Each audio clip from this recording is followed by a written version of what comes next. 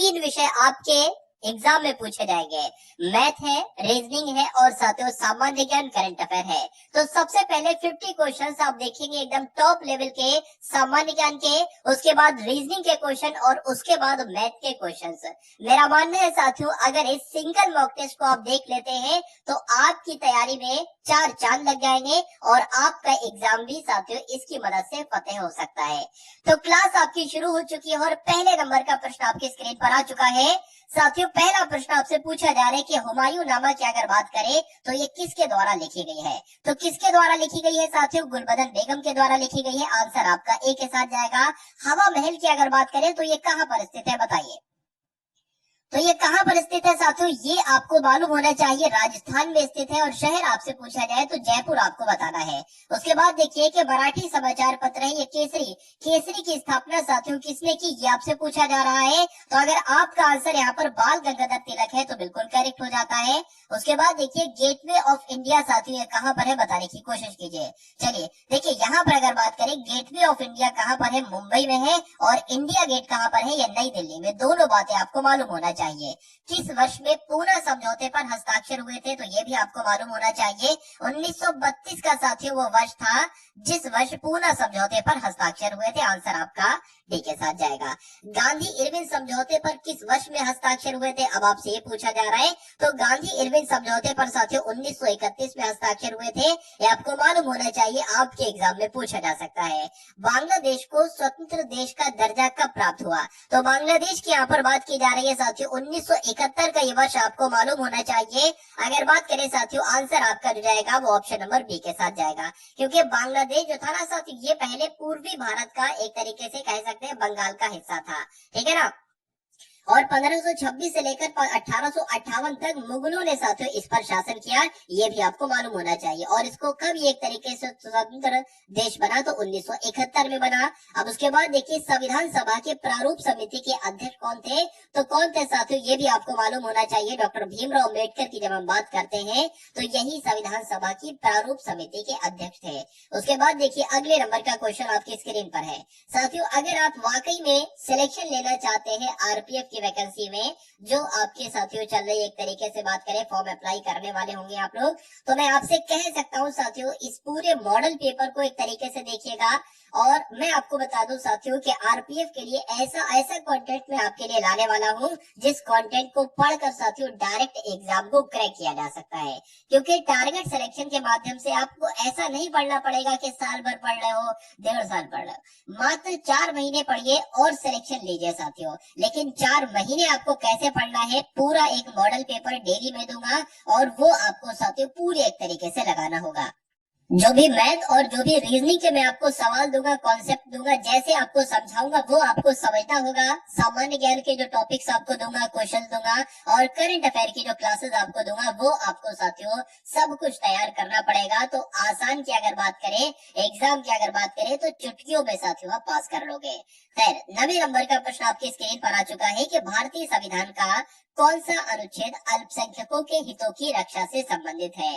तो यहाँ पर अगर बात करें साथियों अनुच्छेद 29 इस प्रश्न का बिल्कुल सही जवाब हो जाता है, ये आपको मालूम होना चाहिए। अब उसके बाद देखिए अगले नंबर का प्रश्न है कि भारत की राष्ट्रीय विकास परिषद कब स्थापित की गई। तो कब साथियों इसको स्थापित किया गया, 1952 में राष्ट्रीय विकास परिषद एक तरीके से गठित हुई। आंसर आपका जाएगा सी के साथ। भारतीय संविधान के कौन से अनुच्छेद के तहत हिंदी को संघ की आधिकारिक भाषा घोषित किया गया, तो बहुत इंपॉर्टेंट क्वेश्चन है, आपसे एग्जाम में साथियों पूछा जाता है। तो अनुच्छेद आप लोग ध्यान रखेंगे साथियों कौन सा, 344 अनुच्छेद की अगर बात करें और 14 सितंबर 1949 को अगर बात करें, इस दिन ही साथियों हिंदी को भारत की राजभाषा के रूप में घोषित किया गया, एक तरीके से बात कर सकते हैं। और अनुच्छेद 343 ये क्या कहता है, ये संघ की राजभाषा हिंदी बताता है और लिपि देवनागरी बताता है, ये बात भी आपको मालूम होना चाहिए। और अगर पूछा जाए हिंदी दिवस कब मनाया जाता है, तो 14 सितंबर को ही हिंदी दिवस मनाया जाता है। अब उसके बाद देखिए अगला प्रश्न है कि आकाशगंगा यानी कि मिल्की वे का आकार कैसा है। तो इसका आकार कैसा है साथियों, सर्पिलाकार इसका आकार है। तो अगर आपका आंसर यहाँ पर सी था तो बिल्कुल करेक्ट था। उसके बाद देखिए राष्ट्रीय विकास परिषद की स्थापना कब हुई थी, तो राष्ट्रीय विकास परिषद की स्थापना 1952 साथियों, अभी मैंने आपको बताया था, रिपीट हो गया क्वेश्चन। उसके बाद देखिए भारत की राष्ट्रीय प्रतिज्ञा के रचयिता कौन थे, बताइए। तो इनका नाम आप लोग ध्यान रखेंगे, पिडिमारी वेंकट सुब्बा राव इनका नाम था और ये भारत की राष्ट्रीय प्रतिज्ञा के रचयिता थे। आपसे एग्जाम में पूछा जा सकता है। अब उसके बाद देखिए अगले नंबर का प्रश्न है कि पूर्णिमा तिथि को पहला दिन मानते हुए किस दिन चंद्रमा अदृश्य हो जाता है। बहुत इंपॉर्टेंट क्वेश्चन है साथियों। तो 15वां दिन आपका राइट आंसर यहाँ पर हो जाता है। उसके बाद देखिए रात्रि के आकाश में सबसे चमकीली वस्तु कौन सी होती है। जब रात में आकाश में आप लोग देखते हैं तो सबसे चमकीले की अगर बात करें चंद्रमा ही आपको दिखाई देता है। सिंपल सा क्वेश्चन था बिल्कुल। उसके बाद देखिए साथियों विजयवाड़ा किस नदी के किनारे पर स्थित है या किस नदी के तट पर स्थित है। तो आप लोग ध्यान रखेंगे कृष्णा नदी के तट पर स्थित है। तो जिनका आंसर यहाँ पर बी है तो बिल्कुल करेक्ट भाई, बहुत बढ़िया, वेरी गुड क्लास। अब उसके बाद देखिए भारत का कौन सा शहर हुगली नदी पर बसा है।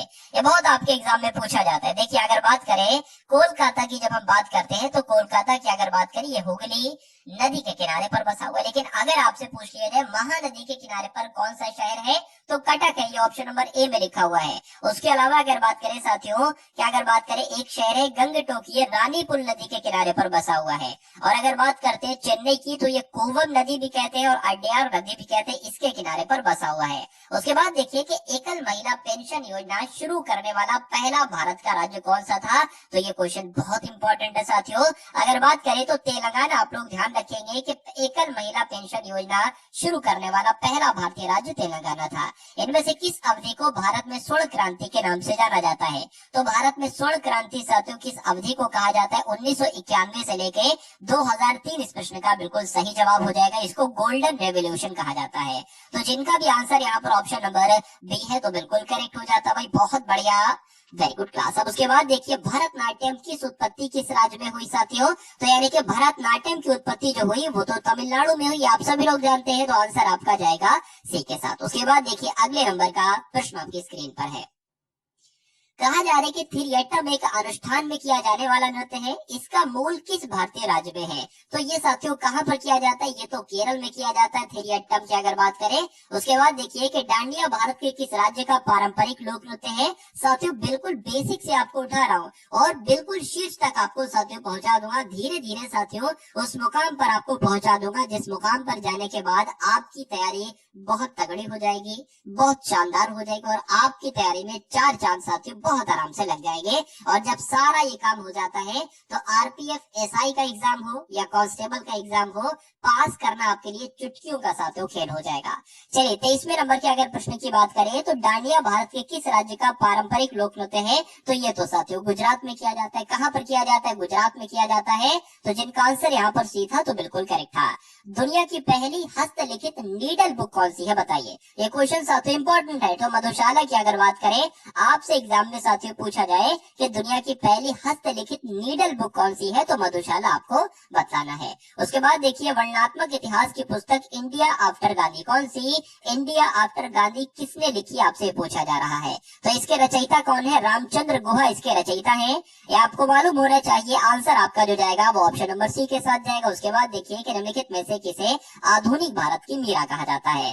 तो ये क्वेश्चन साथियों बहुत बार आपके एग्जाम में पूछा जा चुका है और यहाँ पर अगर बात करें आरपीएफ के एग्जाम में भी पूछे जाने की पूरी संभावना है कि आधुनिक भारत की मीरा किसे कहा जाता है। तो महादेवी वर्मा जी को कहा जाता है। निम्नलिखित में से किस प्रधानमंत्री को भारत रत्न पुरस्कार दिया गया है बताइए। तो किसको दिया गया था। तो आप लोग ध्यान रखेंगे मोरारजी देसाई की अगर बात करें तो इनको साथियों भारत रत्न पुरस्कार दिया गया था। आंसर आपका जाएगा ऑप्शन नंबर किसके साथ, बी के साथ। अगर बात करें तो ये 6ठे नंबर के साथियों प्रधानमंत्री थे मोरारजी देसाई, ठीक है ना। चलिए और 1991 में इनको भारत रत्न पुरस्कार से नवाजा गया था। अगला प्रश्न देखिए अगर बात करें कि इनमें से किसे आर्थिक विज्ञान के लिए नोबेल पुरस्कार से सम्मानित किया गया था। तो डायरेक्ट आपके एग्जाम में साथियों क्वेश्चन आएगा, डायरेक्ट आपके एग्जाम में ये क्वेश्चन आएगा। तो अमर्त्य सेन आप लोग ध्यान रखेंगे। नोबेल पुरस्कार तो दिया गया था आर्थिक विज्ञान के लिए, किसको दिया गया था, अमर्त्य सेन को दिया गया था। उसके बाद देखिए अंतरराष्ट्रीय मुद्रा कोष की स्थापना साथियों कब हुई। अब आपसे डायरेक्ट पूछा जा रहा है बताइए।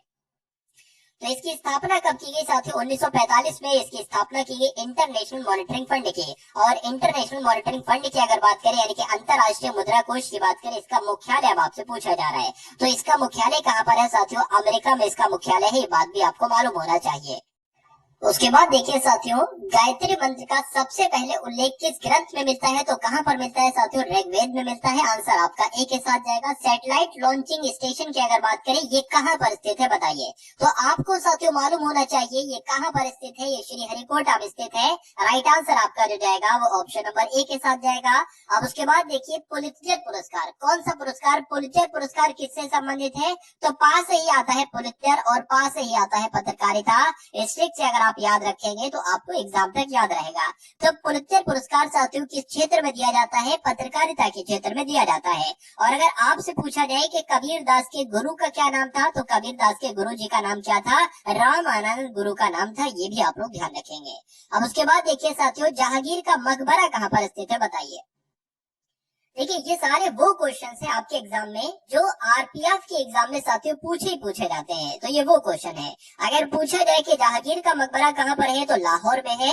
उसके बाद देखिए कि 38वीं समानांतर रेखा की अगर बात करें तो ये किन दो देशों को विभाजित करती है? तो अगर बात करें उत्तर कोरिया और दक्षिण कोरिया को कौन सी रेखा विभाजित करती है? तो 38वीं समानांतर रेखा विभाजित करती है।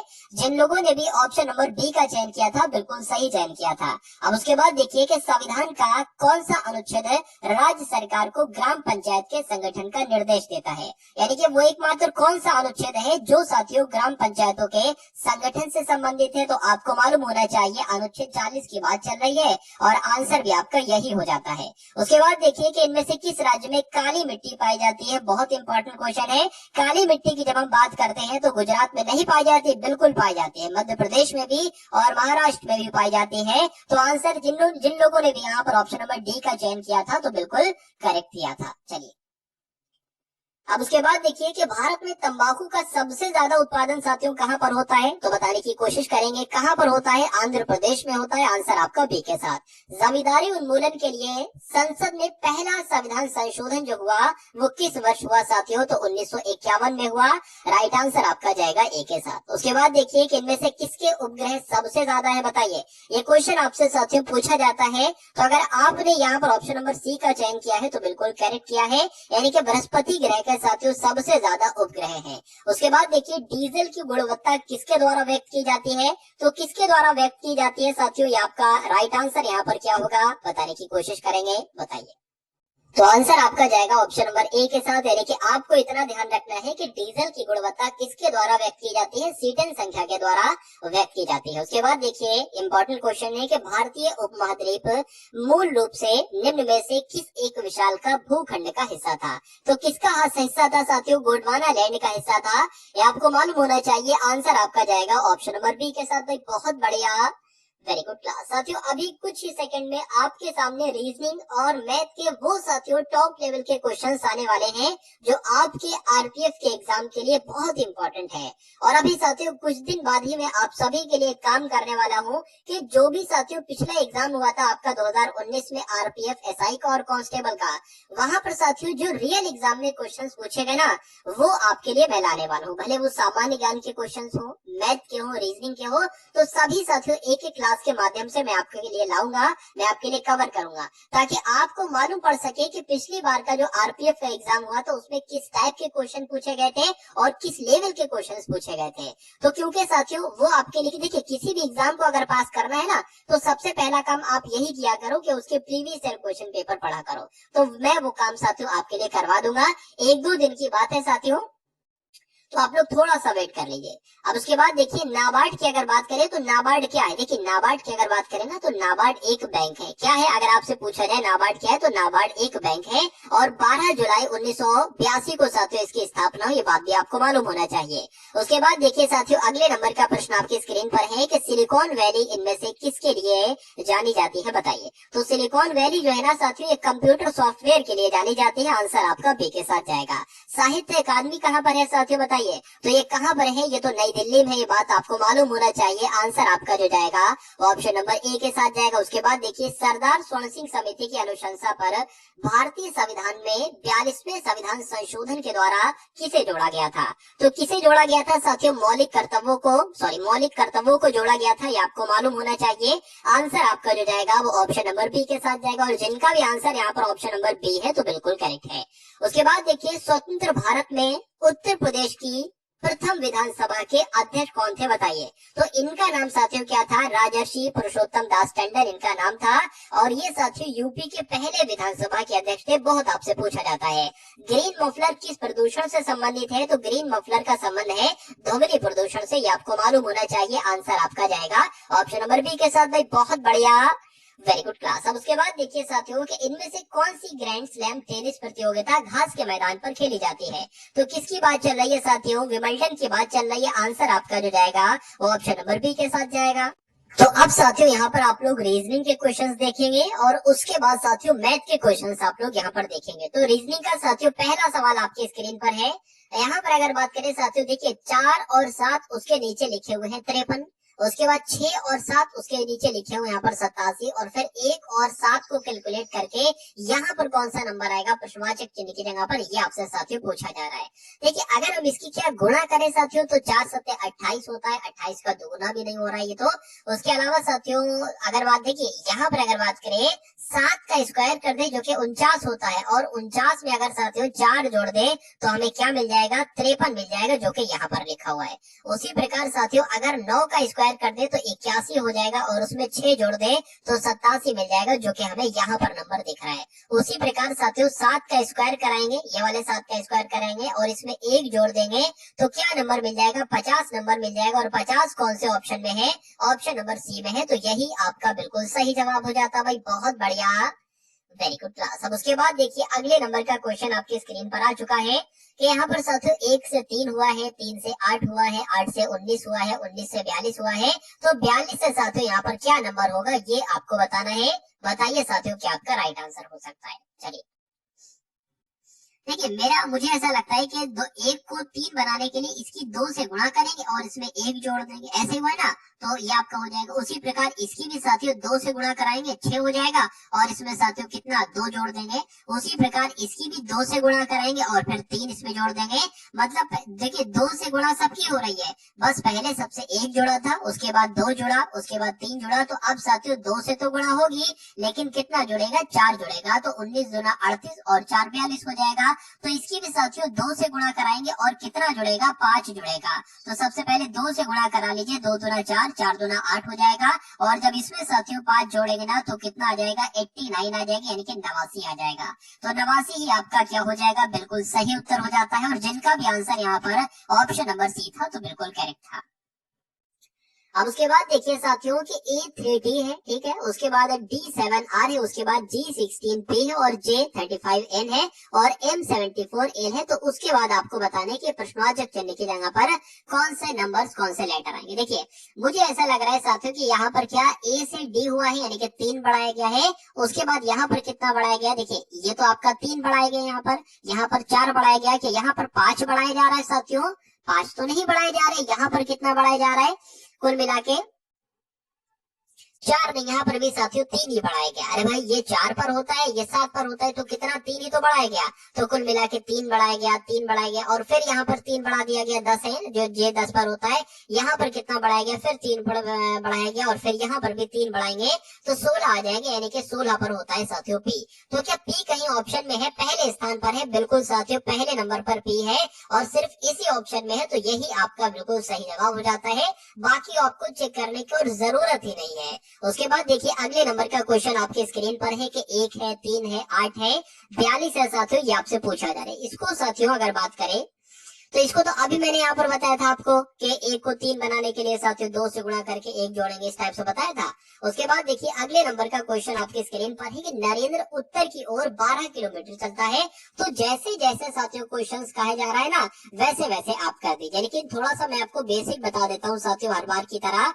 मान लीजिए साथियों यहाँ पर अगर आप हैं तो ये आपका क्या कहलाएगा, ये आपका उत्तर कहलाएगा, ये आपका साथियों पूर्व कहलाएगा, और इसकी अगर बात करें ये पश्चिम कहलाएगा, और ये साथियों दक्षिण कहलाएगा। पहला पॉइंट ये आपको मालूम होना चाहिए। और दूसरी अगर बात करें आपका सीधा हाथ ही साथियों क्या होता है, दायां हाथ होता है, और उल्टा हाथ साथियों बायां हाथ होता है।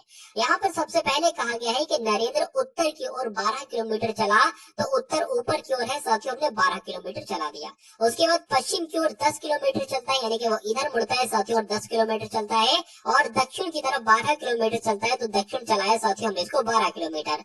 वो उस बिंदु से कितना दूर है जहां से उसने चला चलना आरंभ किया था। तो चलना तो यहाँ से आरंभ किया था यार, और साथियों कुल मिला के इसकी दूरी आपसे पूछी जा रही। तो जब ये 10 है तो इसकी भी साथियों लंबाई कितनी होगी, 10 होगी।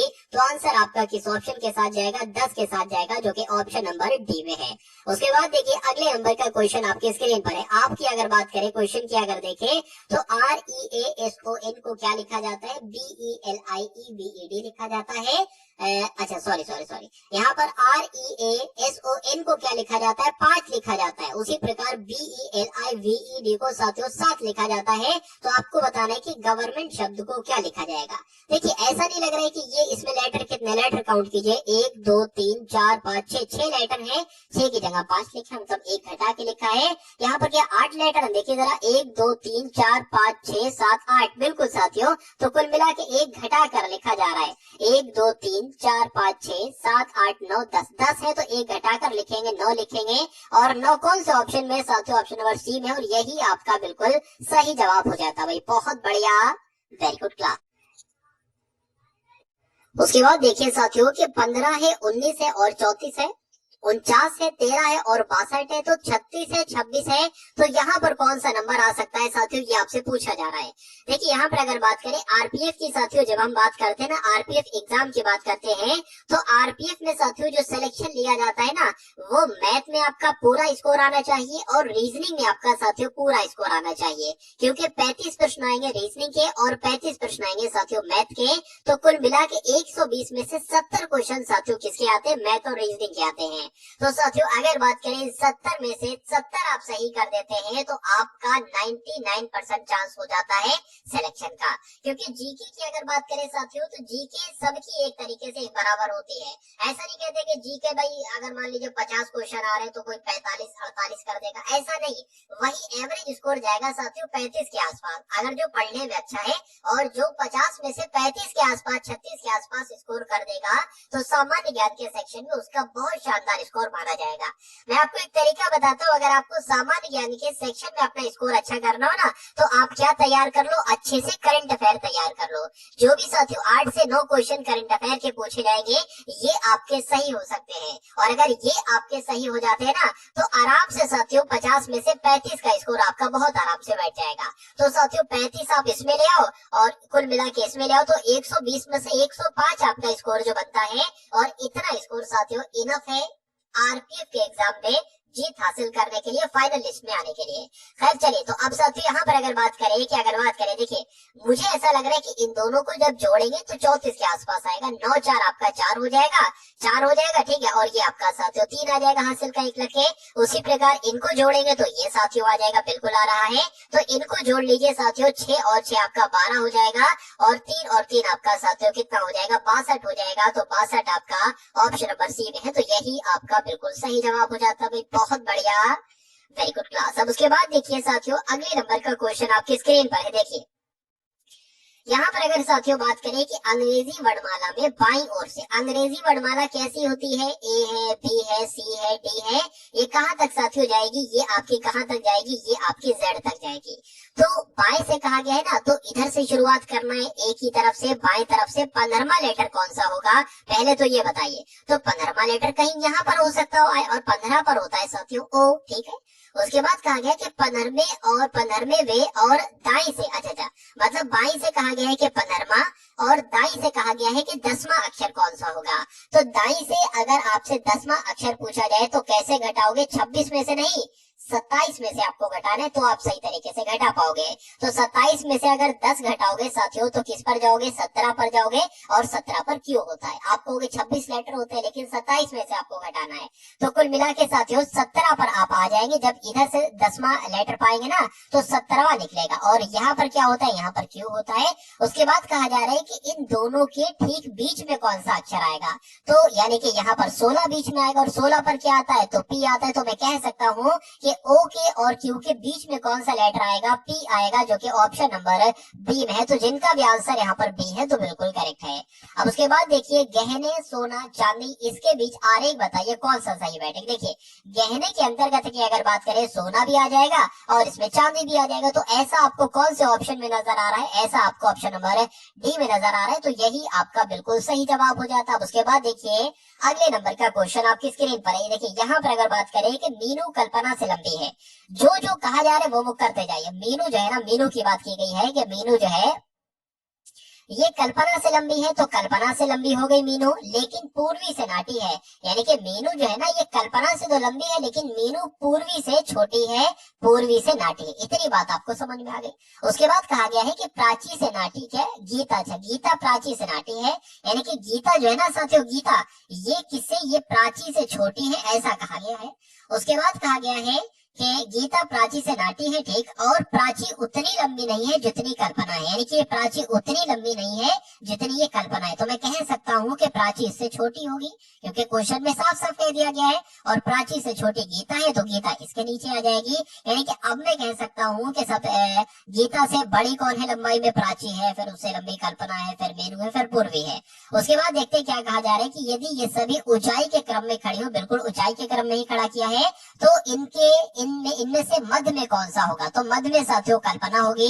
तो क्या कल्पना आंसर होगा, बिल्कुल साथियों कल्पना ही आपके इस प्रश्न का बिल्कुल सही जवाब हो जाता है। बहुत बढ़िया, वेरी गुड क्लास।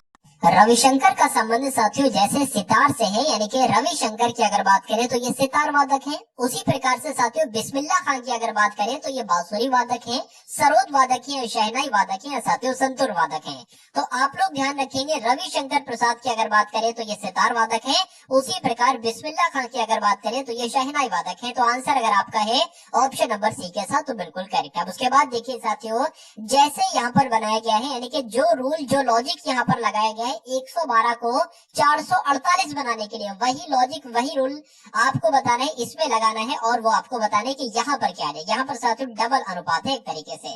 देखिए मेरा ऐसा मानना है, मुझे ऐसा लग रहा है कि इसमें 4 की गुणा कराओगे ना तो 4 दूना 8, 4 एकम 4, 4 एकम 4, ये बन जा रहा है। तो इसमें भी साथियों अगर 4 की गुणा कराए तो 4 एकम 4, 4 दूना 8, 4 दूना 8, ये 884 साथियों ऑप्शन में है, तो बिल्कुल है। इसलिए आंसर आपका जो जाएगा वो ऑप्शन नंबर सी के साथ जाएगा। उसके बाद देखिए अगले नंबर का क्वेश्चन आपकी स्क्रीन पर देखिए, यदि किसी सांकेतिक भाषा में BAD को क्या लिखा जाता है कि YZW लिखा जाता है, SAME को क्या लिखा जाता है, HZNV लिखा जाता है, तो LOVE को क्या लिखा जाता है साथियों, बताने की कोशिश कीजिए। देखिए एक तो तरीका इसको ये है कि हो सकता हो ये इसके कोड लिखे हो, तो क्या L का कोड यहाँ पर दे रखा है, L का कोड नहीं, L का कोड नहीं दे रखा है।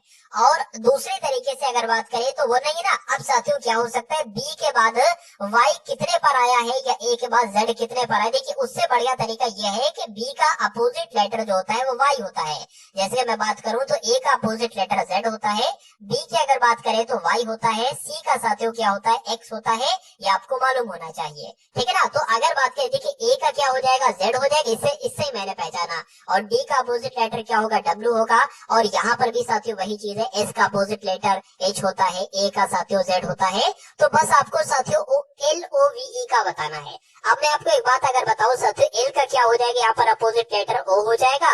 अगर O की अगर बात करें क्या होगा साथियों, L होगा। V का क्या होगा, V का क्या हो जाएगा, V का E हो जाएगा। और E का क्या हो जाएगा, V हो जाएगा। तो OLEV कहाँ पर लिखा हुआ है, ये तो साथियों OLEV तो ऑप्शन नंबर डी में लिखा हुआ है। तो यही आपका बिल्कुल सही जवाब हो जाता है। चलिए अब उसके बाद देखिए साथियों, अगले नंबर का प्रश्न है कि R है, ठीक है, और एक तरीके से खाली जगह है। उसके बाद M है, खाली जगह है, M है, खाली जगह है, और AM है, फिर खाली जगह है, फिर A है, फिर A खाली जगह है।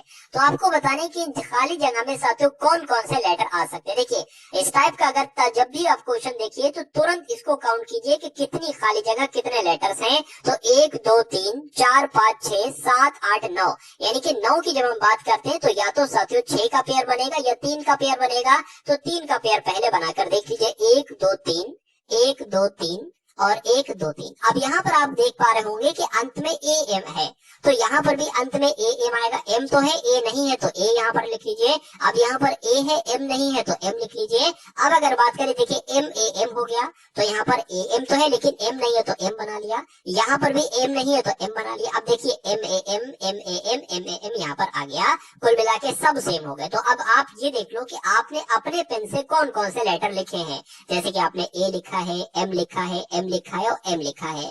तो ए ट्रिपल एम कहाँ पर आया है साथियों? ये तो ऑप्शन नंबर डी में आया है, तो यही आपका बिल्कुल सही जवाब हो जाता है भाई। बहुत बढ़िया, वेरी गुड क्लास। साथियों अगर आप चाहते हैं कि जो आपका आरपीएफ का एग्जाम है उसको आप क्रैक करें बहुत आसानी से, तो ये जो भी आपको साथियों मॉक टेस्ट दिए जा रहे हैं इनको आपको लगाना होगा और सभी के सभी क्वेश्चन साथियों आपको लगाना होंगे बहुत शानदार तरीके से। और कैसे मैं आपका धीरे धीरे लेवल उठाऊंगा और साथियों इतना आपका कुल मिला के करवा दूंगा कि ये समझ लीजिए स्कोर आपका बहुत बढ़िया आ जाए। 80% 85% साथियों क्वेश्चन आप अपने एग्जाम में 100% एक्यूरेसी के साथ कर दो, यही मैं चाहता हूँ। और इतना अगर आप स्कोर कर देते हो तो मुझे ऐसा नहीं लगता कि कोई दुनिया की ताकत आपको पछाड़ सके, कोई आपको हरा सके या आरपीएफ की फाइनल लिस्ट में आपका नाम ना हो, ऐसा हो ही नहीं सकता।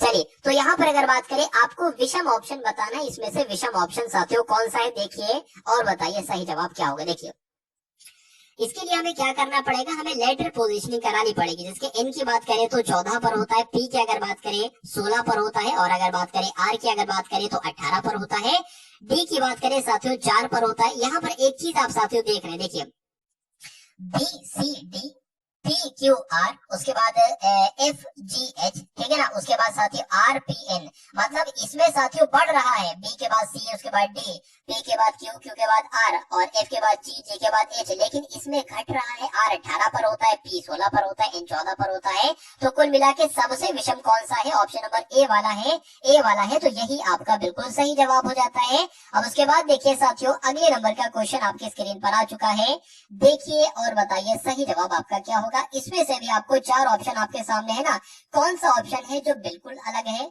सबसे अलग है, सबसे विभिन्न है, सबसे विषम है? इतनी सी बात आपसे साथियों पूछी जा रही है, बताइए। देखिए यहाँ पर अगर बात करें, इन चारों ऑप्शन की अगर बात करें देखो, और इस नंबर के अगर बारे में बात करूं ना, तो ये एक अभाज्य संख्या है। कैसा नंबर है साथियों? ये एक अभाज्य संख्या है, यानी कि अभाज्य संख्या वो होती है साथियों जो 1 से कटे और जो खुद से कटे। तो ये 1 से कट जाएगी, खुद से कट जाएगी, बाकी ये भी 1 से कटेगी और खुद से कटेगी, लेकिन उसके अलावा ये 3 से भी कटती है, उसके अलावा 5 से भी कटती है, ये 2 से भी कटती है, 3 से भी कटती है, ये भी साथियों 2 से कटती है और 7 से भी कटती है। लेकिन इसकी बात करें तो ये अभाज्य संख्या, यानी कि ये 1 से और खुद से कटती है। 17 एकम 17 और 1 से भी कट जाएगी 17 बार में।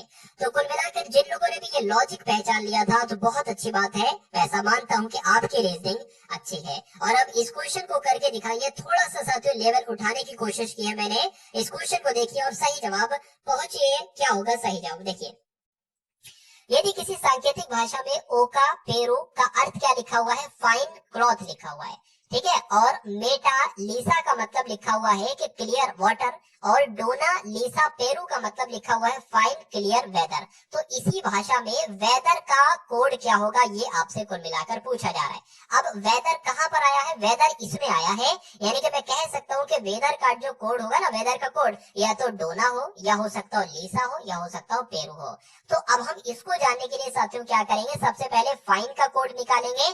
फाइन का कोड कैसे निकालेंगे? देखिए फाइन एक तो यहाँ पर है, यानी कि इसमें से और इसमें से कुछ सेम होगा, और जो सेम होगा ना वही फाइन का कोड होगा। तो बात करें साथियों फाइन का कोड अभी हम निकालने जा रहे हैं, तो देख लेते हैं साथियों ओका पेरू के में ओका पेरू में साथियों क्या सेम है। देखिए ओका पेरू, हाँ ये पेरू जो है ना, यही तो साथियों फाइन का कोड हो जाएगा, यही आपका फाइन का कोड हो गया। तो इसका गेम खल्लास, ठीक है, मतलब कुल मिला के अगर बात करें इसका असल नहीं, इसका गेम खल्लास, ठीक है।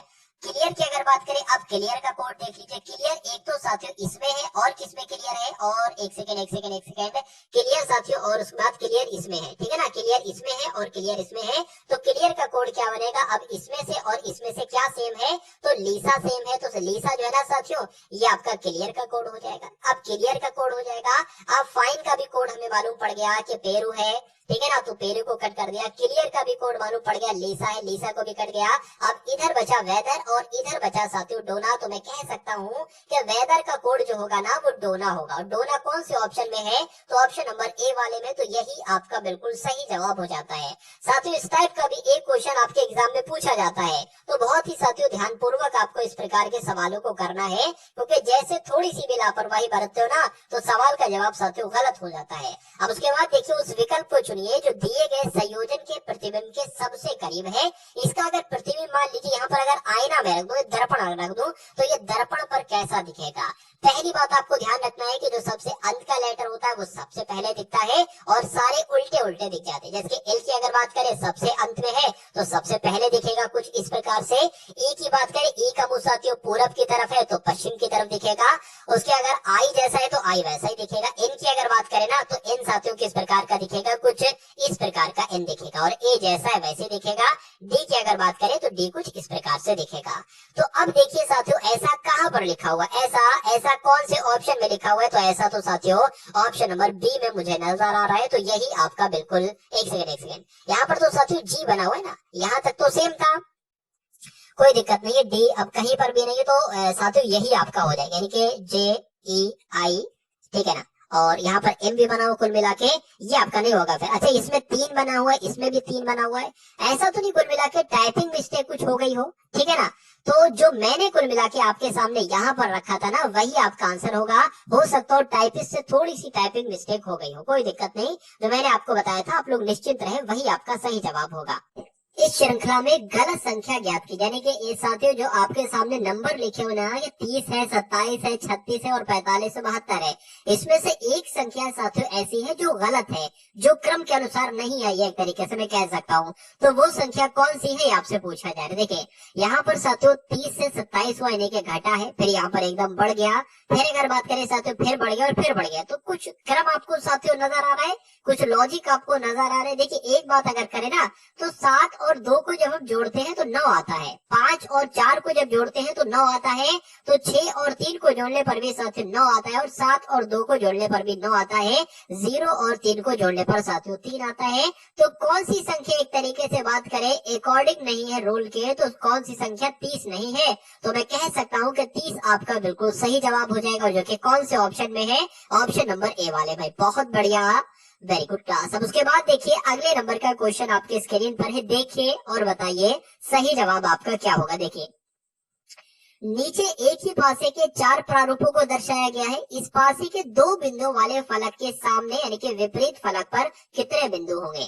जैसे कि यहाँ पर अगर बात करें 2 बिंदुओं के विपरीत कौन से नंबर होंगे ये आपसे पूछा जा रहा है। देखिए अगर साथियों बात करते हैं 2 एक तो साथियों यहाँ पर है और 2 एक तो यहाँ पर है, यानी कि 2 का विपरीत ये 3 नहीं हो सकता, ये 3 नहीं हो सकता, ये 1 नहीं हो सकता, इतना मैं श्योरिटी के साथ कह सकता हूँ। उसके अलावा 1 2 3 4 5 ये साथियों 5 भी नहीं हो सकता, और अगर बात करें साथियों 3 भी नहीं हो सकता, ठीक है ना। तो अब क्या बचा साथियों, अब अगर बात करें अब क्या बचा, देखिए 1 भी हो गया, 2 तो हो नहीं सकता, 2 3 भी हो गया, 4 तो कुल मिला के अब 4 हो सकता है या 6 हो सकता है। इतनी जानकारी की अगर बात करें तो अब हम ये कैसे पता करेंगे। अब देखिए दूसरा तरीका देखिए, अब इतना पता चल गया कि 4 या 6 हो सकता है, क्या 2 के विपरीत। देखिए यहाँ पर अगर बात करें 3 कोई ऐसा आप देख लो कि सेम फलक हो, सेम पोजीशन में आया हो, और अगर बात करें साथियों सेम उसके ऊपर बिंदु हो। तो ऐसा आपको कोई नजर आ रहा है, मैं भी ढूंढ रहा हूँ साथियों, कोई नजर आ जाए तो अच्छी बात होगी साथियों। देखिए यहाँ पर नजर आ गया, यहाँ पर 1 2 3 4 5 बिंदु यहाँ पर भी है, और 1 2 3 4 5 बिंदु यहाँ पर भी है, और फलक भी बिल्कुल सेम है। तो 5 5 आ जाए, इनके 5 के नीचे 5 आ जाएगा। अब इसको क्लॉकवाइज चलाइए, कैसे चलेगा, जैसे 5 के बाद 4 आए है ना, तो 5 के बाद 4 लिख लिया, उसके बाद 4 के बाद 6 आया है तो 4 के बाद 6 लिख लिया। उसके बाद यहाँ पर से भी ऐसे क्लॉकवाइज चलाइए, 5 के बाद 3 लिखा हुआ है तो साथियों 3 लिख लीजिए, और उसके बाद क्या आया है 2 आया है तो साथियों 2 लिख लीजिए। इसका मतलब ये होता है कि 4 का विपरीत अगर आपसे पूछता है तो 3 बताते हैं, या अगर 3 का विपरीत आपसे पूछता तो 4 बताते, अगर 2 का विपरीत आपसे पूछता तो 6 बताते, या 6 का विपरीत आपसे पूछता तो 2 बताते। जब पूछा क्या गया है कि 2 का विपरीत क्या होगा, तो 2 का विपरीत साथियों 6 होगा, तो कुल मिला के 4 नहीं होगा बल्कि 6 होगा। आंसर आपका जाएगा किस ऑप्शन के साथ, ऑप्शन नंबर डी वाले के साथ, यानी कि 6 जिस ऑप्शन में होगा। अब उसके बाद देखिए अगले नंबर का क्वेश्चन आपकी स्क्रीन पर है, देखिए और बताइए सही जवाब आपका क्या होगा कि किसी कार्यालय के 20 कर्मचारियों का औसत वेतन कितना है। अब साथियों यहाँ पर मैथ के क्वेश्चंस आपके शुरू हो चुके हैं। 50 क्वेश्चन सामान्य ज्ञान के देखे, 20 क्वेश्चन आपने रीजनिंग के देखे, और अब 20 क्वेश्चन आप देखिए साथियों मैथ के एकदम टॉप लेवल के। यहाँ पर साथियों पूरे 35 प्रश्न कराना थोड़ा सा मुश्किल हो जाता क्योंकि वीडियो बहुत लंबी हो जाती, तो मैं आपकी प्रैक्टिस के लिए साथियों 50 क्वेश्चन तो सामान्य ज्ञान के लाया, लेकिन 35 की जगह 20 रीजनिंग के और 20 साथियों मैथ के एकदम टॉप लेवल के क्वेश्चन लाए। देखिए यहाँ पर अगर बात करें, अब बहुत ध्यान से आपको देखना है। अब अगर बात करें तो बहुत अच्छी वीडियो यहाँ पर होने वाली है क्योंकि मैथ बहुत अच्छा पोर्शन होता है आपका पूरे में से पूरा स्कोर करने के लिए। देखिए किसी कार्यालय के 20 कर्मचारियों का औसत वेतन कितना है। जब भी ये लाइन लिखी होती है कि इतने लोगों का इतना वेतन है या इतना योग है इतने नंबर का, तो मैं क्या कराता हूँ झट से देसी साथियों, कितने लोग हैं, 20 लोग हैं, यानी कि 20 कर्मचारी हैं, और इनका औसत कितना आ रहा है, तो 1900 इनका औसत आ रहा है। तो मैं ये कह सकता हूँ कि इन 20 लोगों का कुल मिलाकर वेतन कितना है। अगर इन 20 लोगों का वेतनों का योग करो, इनको जोड़ो तो कितना आएगा, 19 दूना 38, 19 दूना 38, जीरो कितने 3 है, तो ये हो जाए, यानी कि 20 कर्मचारियों का और कुल मिलाकर वेतन जो होगा वो 38,000 होगा। अब उसके बाद कहा जा रहा है कि यदि मैनेजर का वेतन भी इसमें शामिल कर दिया जाए, यानी कि पहले तो 20 लोग थे, अब कितने लोग हो गए, अब हो गए 21 लोग, और जब मैनेजर भी शामिल हो जाता है तो औसत वेतन बढ़कर 2000 हो जाता है। यानी कि पहले औसत वेतन तो 1900 था, लेकिन अब औसत वेतन कितना हो जाएगा साथियों, 2000 हो जाएगा। तो अब अगर बात करें 21 लोगों का, जो कि मैनेजर भी इसमें शामिल है, 21 लोगों का कुल मिलाकर वेतन कितना होगा, तो साथियों इसकी 2 की 21 से गुणा कराएंगे तो 42 यहाँ पर आ जाएगा, और 3 जीरो लगे तो 3 जीरो लगा लीजिए। अब अगर बात करें 20 कर्मचारियों का कुल मिलाकर वेतन 38,000 है, और जब इसमें से साथियों मैनेजर का वेतन शामिल कर देते हैं तो ये 42,000 हो जाता है। तो एक बच्चा भी बता देगा कि मैनेजर का वेतन कितना होगा। मैनेजर का वेतन साथियों कितना होगा, मैनेजर का वेतन 4000 होगा। तो 4000 ही आपका बिल्कुल सही जवाब हो जाता है। और ऐसा कौन से ऑप्शन में है, तो ऑप्शन नंबर डी वाले में साथा लिखा हुआ है, ऑप्शन नंबर डी में 4000 लिखा हुआ है। तो जिनका भी आंसर 4000 आ रहा है तो बिल्कुल करेक्ट आ रहा है, बहुत बढ़िया, वेरी गुड क्लास। चलिए अब उसके बाद देखिए साथियों अगले नंबर का प्रश्न है कि दो संख्याओं का अनुपात कितना है। दो संख्याओं का अनुपात 3:4 है, और उनका मासा कितना है, 15 है उनका मासा है। तो संख्याओं का योगफल क्या होगा, पहले संख्याएं निकाल लीजिए और उनका योग तो हम निकाल ही देंगे। देखिए दो बातें मैं आपको बताता हूँ, अगर कभी भी साथियों सवाल में दो संख्याओं का अनुपात दे रखा हो और साथियों मासा दे रखा हो, तो आपको दो चीजें निकालना होगी, एक तो पहली संख्या निकालना होगी और साथियों आपको दूसरी संख्या निकालना होगी। ये दो चीजें निकालना बहुत आसान है। देखिए कभी भी आपको साथियों दो संख्याओं का अनुपात दे रखा हो और मासा दे रखा हो, तो पहले अनुपात की जब मासा से गुणा कराओगे कितना आ रहा है, 45 आ रहा है, तो ये पहली संख्या हो जाएगी। दूसरे अनुपात की मासा से गुणा कराओगे तो 15 चौक 60 हो जाएगी, ये दूसरी संख्या हो जाएगी।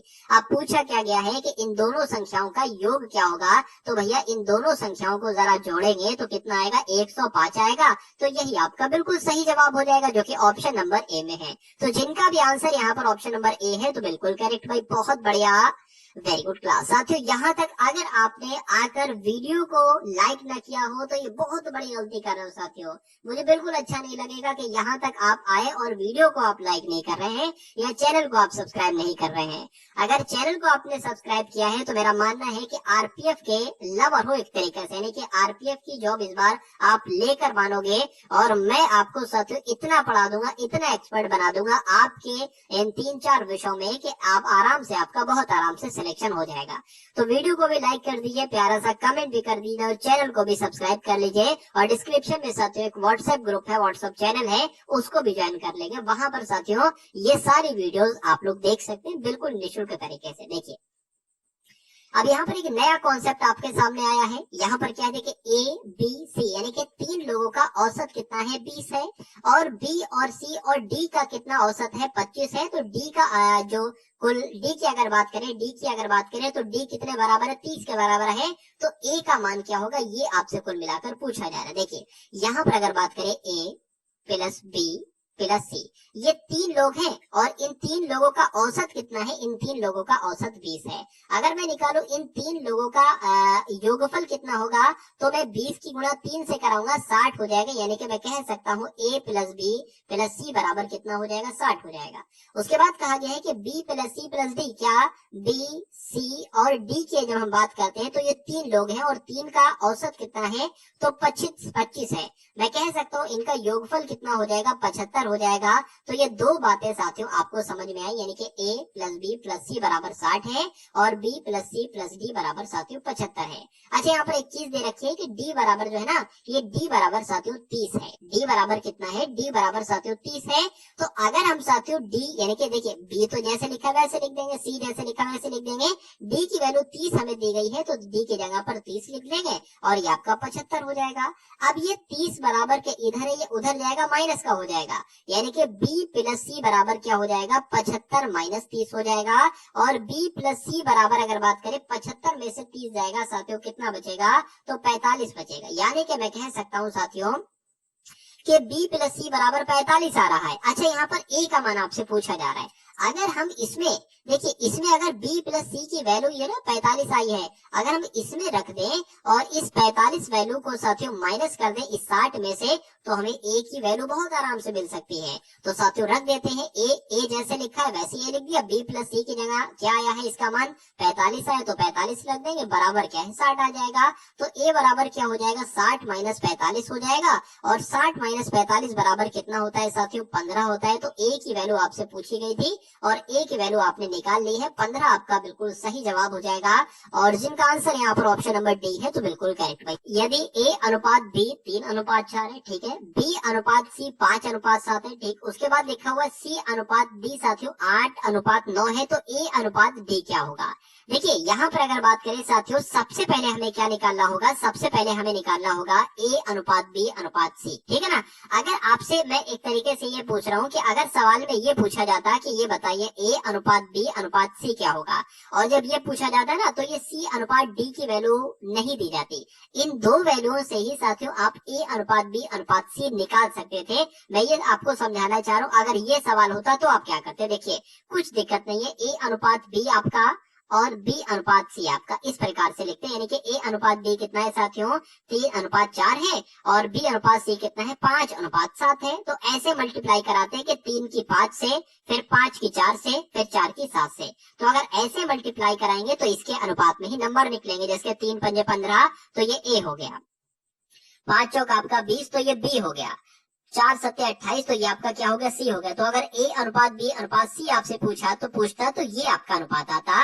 लेकिन अब अगर बात करें a अनुपात d आपसे पूछ रहा है ना, तो हमें क्या निकालना पड़ेगा, a अनुपात b अनुपात c अनुपात d निकालना पड़ेगा। फिर हम a की वैल्यू बता देंगे और d की वैल्यू बता देंगे। देखिए अब यहाँ पर a अनुपात b अनुपात c की वैल्यू निकल गई है। अब c और d की वैल्यू क्या है, 8:9 है। तो 8 और 9 साथियों इस प्रकार से आप लिखेंगे। अब अगर बात करें साथियों, अब क्या करेंगे साथ, देखिए 15 की गुणा 8 से तो a निकलेगा, 20 की गुणा 8 से तो a निकलेगा, 28 की गुणा 8 से तो a निकलेगा, सॉरी 15 की गुणा 8 से तो a निकलेगा, 20 की गुणा 8 से तो b निकलेगा, और फिर 28 की गुणा 8 से c निकलेगा, फिर 28 की 9 से फिर ये d निकलेगा, ठीक है ना। तो ऐसे आपको कराना। तो 15 8 कितना होते हैं साथियों, 120 होते हैं। 20 की 8 से गुणा करें साथियों 160 हो जाएगा, और 8 आपका क्या हो जाएगा, 64 हो जाएगा, ठीक है ना। 8 दूना 16 और 16 और ये आपका 22 हो जाएगा, ठीक है। उसके बाद साथियों 28 की 9 से गुणा करेंगे तो 9 8 आपका 72 हो जाएगा, 7 चला जाएगा, तो 9 दूना 18 और 7 कितना हो जाएगा, 25 हो जाएगा। तो ये हमने 25 यहाँ पर लिख लिया। तो ये मैं कह सकता हूँ ये a है, तो ये b है, तो ये c है, तो ये साथियों d है।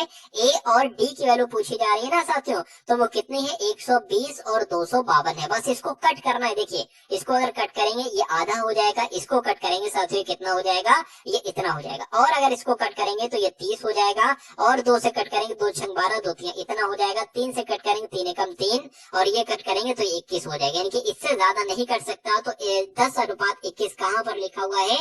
ये तो साथियों आपको ऑप्शन नंबर डी में लिखा हुआ है। तो यही आपका बिल्कुल सही जवाब हो जाता है। और जिनका भी आंसर ये पहले से आ गया था ना, तो उनका आंसर साथियों बिल्कुल करेक्ट है भाई। राहुल 12 किलोमीटर प्रति घंटा की चाल से कार्यालय जाता है और 10 किलोमीटर प्रति घंटा की चाल से कार्यालय से वापस आ जाता है। उसकी औसत चाल क्या होगी? देखिए एग्जाम में साथियों इस टाइप का सवाल आपसे पूछा जाता है। मान लीजिए नाम की जगह कुछ और नाम कर देंगे। ये जो पहला आपका चाल है ना, इसको कुछ कर देंगे 15 किलोमीटर प्रति घंटा की चाल से। मान लीजिए कहा जाएगा कि रवि अपने कॉलेज जाता है और 25 किलोमीटर की रफ्तार से कॉलेज से घर वापस आता है। तो बताइए उसकी औसत चाल क्या होगी? तो साथियों इसका एक सूत्र होता है, मैं आपको बता देता हूँ। 2xy क्या 2xy और x प्लस y, ये इसका सूत्र होता है। यानी कि x जो है ना साथियों वो पहली चाल है और y जो है वो आपकी दूसरी चाल है। बहुत आसानी से हो जाएगा।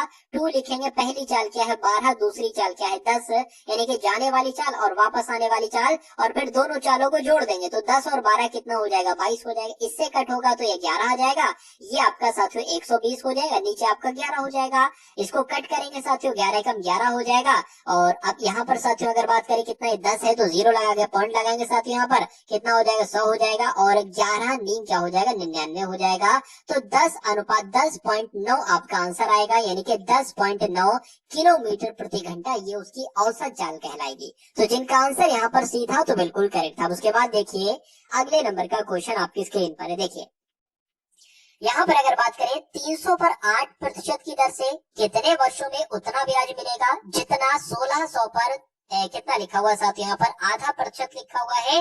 तो आधा प्रतिशत की अगर बात करें साथियों, आधा नहीं होना चाहिए, यहाँ पर 8.5% मैंने देखा। चलिए तो 8.5% की दर से 3 वर्षों में कितना ब्याज मिलता है? जितना ब्याज मिलता है। तो इस सवाल को देखिए दो तरीके की है। एक तरीके से साधारण ब्याज आपको 2 बार लिखना है। एक तो कहा गया है कि 300 पर क्या साथियों 300 पर 8% की दर से कितने वर्षों में, मान सकते हैं साथियों इतने वर्षों में, और बटे में 100 आ जाएगी। ये P आ गया, ये आपका R आ गया, ये आपका T आ गया। यानी कि कह सकते हैं 300 पर 8% की दर से कितने वर्षों में उतना ब्याज मिलेगा जितना ब्याज 1600 पर 8.5% की दर से 3 वर्षों में मिलता है। तो मैं कह सकता हूँ ये और ये बराबर होगा, क्योंकि प्रश्न में ही कहा गया है। तो यहाँ पर 1600 ठीक है गुणा आपका 8.5 की अगर बात करें 3 लिख देते हैं, 8.5 की बात करें तो 2 अट्ठे आपका 16 हो जाएगा, 16 और 1 17/2 हो जाएगा। तो मैं कह सकता हूँ 17/2 तो आपका ये आ जाएगा, और गुणा में भाग में जो 100 था वो 100 आ जाएगा। अगर बात करें इससे साथियों ये आपका कैंसिल हो जाएगा। इस 2 की अगर बात करें ये आपका यहाँ पर 800 आ जाएगा। ठीक है ना, 800 आ जाएगा। अब देखिए क्या होता है, देखिए T बराबर साथियों 800 गुणा आपका 3 गुणा आपका 17 है, और ये 300 गुणा 8 ये साथियों इसके भाग में आ जाएगा 300। ठीक है 8 गुणा 300 ये भाग में आ जाएगा। अच्छा आप अगर बात करें इस 2 0 से ये 2 0, इस 3 से ये 3 और इस 8 से ये 8 कैंसिल हो गया। यानी कि मैं कह सकता हूँ साथियों 17 वर्ष आपका बिल्कुल सही जवाब आ जाएगा। 17 वर्ष आपका आंसर आ जाएगा। और जिनका भी आंसर यहाँ पर पहले से आंसर जिन लोगों ने निकाल दिया था बी तो बिल्कुल करेक्ट है। अब उसके बाद देखिए अगला प्रश्न है कि कोई धनराशि 10% चक्रवृद्धि वार्षिक ब्याज की दर से 3 वर्षों में साथियों 6655 हो जाती है, तो वह धनराशि कितनी है बताइए। आपने एक सूत्र पढ़ा होगा साथियों बचपन में, अगर बात करें उसको अगर आप फॉलो करेंगे तो कुछ आसान तरीके से साथियों आप लोग क्या आंसर निकाल लेंगे। अब ए की अगर बात करें तो ए आपका ये दे रखा है, ए आपका ये दे रखा है 6655 बराबर धनराशि कितनी है पी आपसे पूछी जा रही है। तो 1 प्लस आर कितनी है 10% है बटे साथियों 100 है, और 3 वर्ष की बात है तो 3 वर्ष की हो जाएगा। ठीक है ना, अगर 0 से 0 कट कर दे कोई दिक्कत नहीं। तो यहाँ पर 1/10 हो गया। अब इसको कैलकुलेट कर लो, 10 एकम 10, 10 और 1 11 बटे क्या आ जाएगा साथियों। अच्छा यहाँ पर एक बात करें ना, यहाँ पर देखिए मुझे ऐसा लग रहा है तो नीचे 10 आ गया, नीचे आपका क्या हो गया साथियों 0 0 काटा 10 आ गया 1/10 यानी कि 10 एकम 10, 10 और 11 11 बटे साथियों 10 यहाँ पर आ गया। और इसके ऊपर अगर बात करें क्यूब लगा हुआ है, इसको 3 बार लिखना है, एक गुणा में पी है साथियों, और यहाँ पर क्या है 6655 है। इतनी बात आपकी समझ में आई होगी। अब अगर बात करें देखिए साथियों यहाँ पर अगर बात करें कि 6655 बिल्कुल लिखा हुआ है बराबर पी लिखा हुआ है, गुणा की अगर बात करें इसके ऊपर क्यूब है ना, इसको 3 बार साथियों ऐसा करो लिख दो 11/10 11/10 और साथियों 11/10 यहाँ पर अगर बात करें। अब अगर बात करें, देखिए P बराबर, देखिए इन सब 10 की गुणा हो जाएगी 6655 से, यानी कि कैसे आ जाएगा 6655 गुणा, अच्छा ऐसा करें 3 बार 0 है तो 1000 ही डायरेक्ट लिख लेना, कोई दिक्कत नहीं है। और नीचे क्या आ जाएगा 11 गुणा 11 गुणा 11। क्या अब ये कट हो सकता है 11 से? बिल्कुल हो सकता है, 11 छंग आपके 66 हो जाएंगे। डबल नंबर कट कर रहे ना तो एक 0 लगाया जाता है, उसके बाद कट करते, 11 पंजे आपका 55 हो जाएगा, ये कट। इसकी बात करें 11 कम 11, 11 पंजे 55 और 11 पंजे 55, ये भी कट हो जाएगा। और इसकी अगर बात करें साथियों, ये भी आपका कट हो जाएगा 11 पंजे 55। तो 5 गुणा 1000 आपका क्या निकल कर आ जाएगा? राशि निकल कर आ जाएगी। तो मैं कह सकता हूँ साथियों वो धनराशि क्या होगी? वो धनराशि होगी 5000 रुपए। तो आंसर आपका किस ऑप्शन के साथ जाएगा? 5000। तो साथियों ऑप्शन नंबर ए में लिखा हुआ है, तो जिनका आंसर यहाँ पर ऑप्शन नंबर ए है तो बिल्कुल करेक्ट भाई, बहुत बढ़िया, वेरी गुड क्लास। अब उसके बाद देखिए, कुछ व्यक्ति एक कार्य को 40 दिन में करते हैं, यदि 8 व्यक्ति और शामिल कर दिए। देखिए मैं कुछ नहीं करता हूँ, जैसे जैसे जो जो क्वेश्चन में कहा जाता है मैं वैसे वैसे करता जाता हूँ और सिंपल सा हमारा आंसर निकल जाता है। और ऐसा ही आपको ही करना है, बहुत ज्यादा आपको दिमाग नहीं लड़ाना है, सिंपल सा आपको क्वेश्चन में जो कहा जा रहा है वो करते रहिए और आंसर आपका निकल जाएगा। यानी कि जो आपके सामने है उसको कैलकुलेट कर दो, आंसर आपका निकल जाएगा। देखिए मैं उस टाइप से नहीं सिखाता हूँ कि जैसी किताबी भाषा में, अगर किताबी में आप देखोगे ना डायरेक्ट तो कंफ्यूज हो जाओगे, आपको समझ में नहीं आएगा ये कैसे इसका सलूशन किया गया है। तो किताबों को छोड़कर साथियों जो आसान तरीका होता है उसमें मैं ये सवाल आपको समझाने की पूरी पूरी कोशिश करता हूँ। कुछ व्यक्ति एक काम को 40 दिन में करते हैं। चलिए, तो यदि 8 व्यक्ति, अब मान लेते हैं साथियों कुछ व्यक्ति का है ना, तो साथियों पूछा क्या गया ये देख लेते हैं। यदि 8 व्यक्ति और मिल जाए तो वही कार्य 10 दिन कम में हो जाता है। आरंभ में कितने व्यक्ति लगे थे? तो यही तो पूछा जा रहा है, कुछ व्यक्ति यहाँ पर कह दिया और पूछ लिया अब लास्ट में यही के कुछ व्यक्ति जो थे ना वो कितने थे, यानी कि आरंभ में कार्य में लगे व्यक्ति कितने थे, तो उसको हम x मान लेते हैं। तो अब हम देख लेते हैं कुछ व्यक्ति यानी कि x व्यक्ति एक कार्य को 40 दिन में कर सकते हैं, ठीक है। उसके बाद कहा गया कि 8 व्यक्ति और शामिल कर दीजिए। अरे भाई 40 व्यक्ति तो थे, 8 व्यक्ति और शामिल कर देंगे तो ये 48 व्यक्ति हो जाएंगे। 48 व्यक्ति हो जाए तो वही कार्य 10 दिन कम में हो सकता है, यानी कि पहले 40 दिन में हो रहा था, अब वही काम 30 दिन में हो जाएगा। तो ये इक्वेशन बन गई एक तरीके से। अब आप इसको सॉल्व कर लो। अब आप कैसे इसको सॉल्व करोगे और x का मान आप निकाल दो, तो 40x बराबर क्या हो जाएगा? 48 गुणा आपका 30 आ जाएगा। अगले स्टेप की अगर बात करें, 48 गुणा आपका 30 आ जाएगा, भाग आपका क्या हो जाएगा? 40 हो जाएगा। इस 0 से ये 0 कैंसिल हो जाएगा, यहाँ पर आपका 12 आ जाएगा, 12 थी आपका 36 आ जाएगा। तो मैं कह सकता हूँ साथियों कि आरंभ में कार में कितने व्यक्ति लगे थे, यहाँ पर कितने व्यक्ति लगे थे? तो 36 लोग लगे थे, इसलिए सही जवाब आपका जो जाएगा वो 36 के साथ जाएगा, जो कि ऑप्शन नंबर साथियों ए में आपको नजर आ रहा होगा। अब उसके बाद देखिए साथियों अगले नंबर का क्वेश्चन आपकी स्क्रीन पर है। यहाँ पर अगर बात करें, देखिए और बताइए सही जवाब आपका क्या हो सकता है। यहाँ पर अगर बात करें साथियों बटा लिखो, ये तो एक तो 80 नंबर का ये क्वेश्चन है, 80 नंबर का ये क्वेश्चन है। और अगर देखिए यहाँ पर एक तरीके से ये सिंगल रूट लगा है, दो नहीं है, तो रूट 50 है गुणा रूट 20 है गुणा रूट 54 है। इतनी बात आपको समझ में आ गई। उसके बाद अगर बात करें बटे में रूट 200 है गुणा रूट 125 है, इतनी बात आपको समझ में आ गई। देखिए अब इसको कैसे कैलकुलेट करेंगे, एक तरीके से 50 रूट है ना, तो 50 को हम इस तरीके से देखेंगे और हम देखेंगे क्या क्या नंबर बाहर आ सकता है। 2 से कट करेंगे साथियों 25 हो जाएगा। अगर बात करें इसको आप डायरेक्ट 5 से कट कर सकते हैं, 5 एकम 5 हो जाएगा और 5 एकम 5 हो जाएगा। तो कुल मिला के क्या आया, ये मैं कह सकता हूँ अंडर रूट में 25 रूट 50 की जगह मैं ये लिख सकता हूँ 2 गुणा, अब एक बार बता रहा हूँ, अगली बार साथियों डायरेक्ट मैं लिख दूंगा, ठीक है ना। रूट 50 की जगह साथियों रूट में क्या लिख सकता हूँ, 2 गुणा 5 गुणा 5, 5 5 25, 25 दूना 50 हो जाएगा। तो रूट के अंदर जो डबल नंबर होते हैं, एक ही समान नंबर होते हैं, 2 बार लिखे होते हैं, उनको हम वो रूट से बाहर आ जाते हैं, वो रूट से बाहर आ जाते हैं। लेकिन सिंगल जो नंबर होता है वो रूट के अंदर ही रहता है। तो मैं लिख सकता हूँ रूट 50 की जगह 5 रूट 2। अब अगर साथियों यहाँ पर 20 की बात करें, 20 को कैसे करेंगे, तो 20 के लिए भी देख लीजिए, 20 को कुछ इस प्रकार से किया जाएगा, 20 को कुछ इस प्रकार से किया जाएगा। अब यहाँ पर अगर बात करें 2 बाहर आ जाएगा और 5 अंदर चला जाएगा। उसके बाद 54 की अगर बात करें तो 54 के लिए भी साथियों देख लीजिए, 2 की बात करें 2 दूनी 4, 2 सत्ते 14, 3 की बात करें 3 3 आपका 9 हो जाएगा और 3 3 आपका 9 हो जाएगा। देखिए दो दूना 4 आपका हो, 2 7 14 हो जाएंगे, 3 नीम आपका 27 हो जाएगा, 3 3 आपका 9 हो जाएगा और 3 एकम आपका 3 हो जाएगा। यानी कि ये 3 तो बाहर आ जाएंगे, लेकिन ये 6 अंदर रहेगा। तो मैं कह सकता हूँ साथियों 3 बाहर रहेगा और 3 3 9 एक तरीके, एक 3 दूना 6 आपका अंदर रहेगा। ये क्या है, ये 6 है, इसको सही तरीके से मैं बना देता हूँ, ये आपका 6। अच्छा बटे की अगर बात करें तो बटे में क्या रहेगा, बटे में ये 200 वाला रहेगा। तो 200 अगर बात करें, 200 को कैसे करेंगे साथियों, ये आपका हो गया। और अगर बात करें ये आपका हो गया 2 की अगर बात करें 25 आ गया यहाँ पर, और यहाँ पर 5 से कट करेंगे तो 5 पंजे 25 और ये आपका कट गया। तो 5 बाहर आ गया, 2 बाहर आ गया और ये वाला 2 अंदर रहेगा। यानी कि मैं कह सकता हूँ रूट 2 अंदर रहेगा और ये एक 5 और ये एक 2, यानी कि 5 दूना 10 आपका साथियों बाहर आ गया। गुणा की अगर बात करें अब 135 का करा लीजिए, अब 135 का साथियों करा लीजिए। देखिए 2 से नहीं कटेगा, 3 से कट कीजिए, ठीक है। 3 चौक आपका 12, 3 पंजे 15, 3 से अगर कट करे 15 आ जाएगा, 3 से फिर कट करे 5 आ जाएगा और 5, यानी कि अगर बात करें यहाँ पर अब 15 अंदर रहेगा, क्या 15 अंदर रहेगा और 3 बाहर आ जाएगा, ठीक है ना। इतनी सी साथियों बात आपको उम्मीद करता हूँ मैं समझ में आई होगी। चलिए देख लेते, कोई दिक्कत नहीं। अब देखिए इस रूट से ये रूट 2 कैंसिल हो जाएगा, ठीक है ना। ये 5 एकम 5, 5 दूना आपका 10 हो जाएगा, यानी कि क्या बचा आपका 1/2 बचा। ठीक, इतनी बात आपको समझ में आ गई। उसके बाद अगर बात करें साथियों, यहाँ पर अगर बात करें, देखिए उसके बाद अगर बात करें ये रूट 3, सॉरी ये 3 सिंगल वाला, अब ये कैंसिल हो गया। अब आपके पास क्या बचा है साथियों, 5 एकम 5, ठीक है, 5 दिया, यानी कि यहाँ पर अगर बात करें 2 तो ये बचा है, 2 तो ये बचा है। ये ऐसा करो ना, 5 एकम 5, 5 दूना 10 और इससे ये आपका 2 कैंसिल हो गया, यानी कि ये भी 2 आपका कैंसिल हो गया।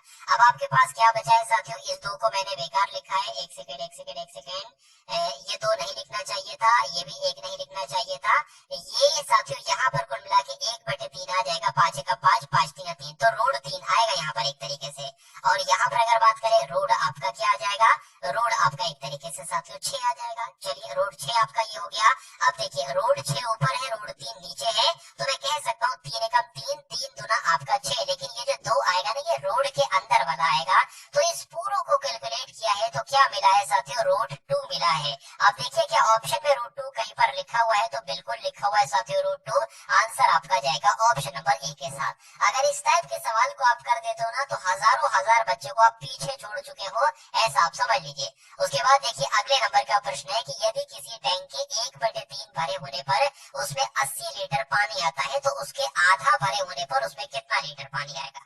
सबसे पहले मैं आपको ये निकाल कर देता हूँ कि अगर वो पूरा भरा होता, आधा ना भरा होता, अगर वो टैंक पूरा भरा होता तो उसमें कितने लीटर पानी आता। बहुत आसान सा है, अगर किसी टैंक का 1/3 भरा है और उसमें 80 लीटर पानी आता है, तो मैं बात करूं इस 3 की गुणा 80 से जब कराऊंगा ना तो कितना आएगा, 240 आएगा। तो मैं कह सकता हूँ जब वो पूरा टैंक भरा होगा तो उसमें 240 लीटर पानी होगा, ठीक है ना।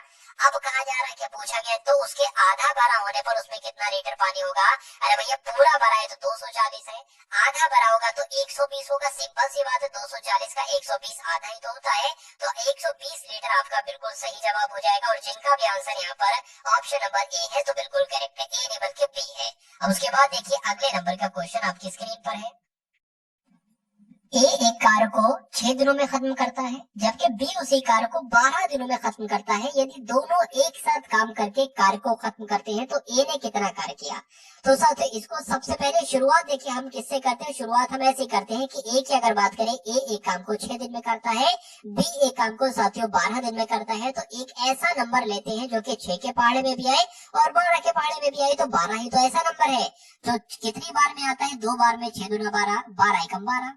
तो अब मैं यहाँ पर ये कह सकता हूँ कि ए एक दिन में 2 काम करता है और बी एक दिन में 1 काम करता है, और टोटल काम कितना है, टोटल काम है 12। अब अगर सवाल आपसे ये पूछा जाता है कि ए की अगर बात करें, ये टोटल काम कितने दिन में करता, तो मैं कह सकता हूँ भाई एक दिन में जब 2 काम कर रहा है और टोटल 12 काम है तो 6 दिन में ही तो करेगा, तो वहां पर आंसर आपका 6 होता। अगर आपसे ये पूछा जाता कि बी टोटल काम कितने दिन में करता, तो मैं कह रहा हूँ कि बी एक दिन में 1 काम कर रहा है और टोटल 12 काम है, तो आंसर क्या होगा आपका 12 होगा, यानी कि बी टोटल काम को 12 दिन में करता।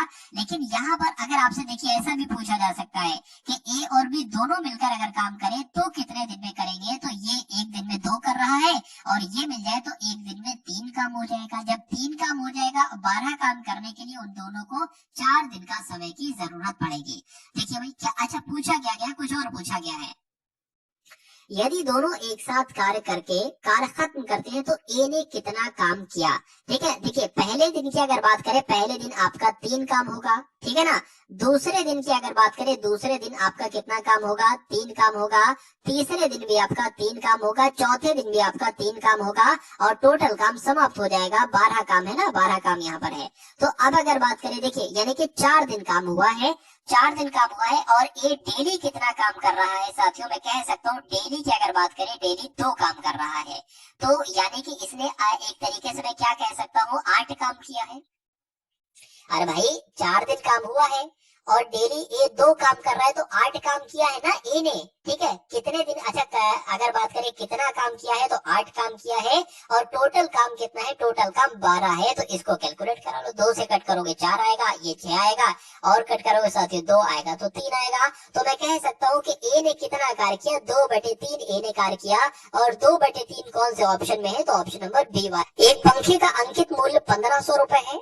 अंकित मूल्य पर अगर 20% की छूट दी जाती है तो ग्राहक को 1104 में खरीदने पर, अच्छा 20% छूट दी जाती है तो पहले उसके बाद कहा गया है कि तो ग्राहक को 1104 में खरीदने के लिए इसके अतिरिक्त, इसके अलावा और कौन सी छूट दी जानी चाहिए। ये सवाल बहुत अच्छा सवाल है और आपके एग्जाम में बहुत चांस है कि ये पूछा जाए। देखिए सबसे पहले कहा गया है कि अंकित मूल्य जो है ना वो 1500 है। तो अंकित मूल्य साथियों कितना है, 1500 है। अगर इस अंकित मूल्य पर 20% की छूट दी जाती है तो मैं कह सकता हूँ इसको 80% पे बेचा जाता है।